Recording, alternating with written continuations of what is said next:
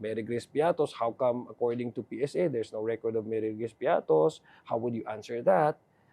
Is Piatos showing up? I mean, We hope so, no? Yeah. I personally hope that you would show up. that's the You would show mystery, up, right? diba? Mystery person. Yeah. Kasi sabi ko nga, para magkaroon ng closure ang taong bayan. Yun talaga yung purpose itong impeachment na to eh. Kung meron naman talagang Mary Grace Piatos na tao, mas magandang makadaro siya. Kami naman, allegation lang naman to.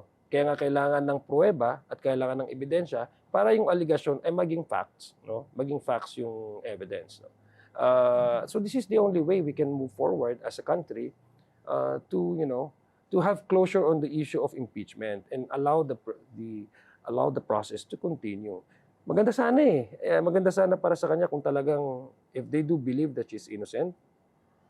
Ako, palagay ko lahat naman tayo gusto natin na pag inosente ka talaga, wala kang kasalanan. Yeah.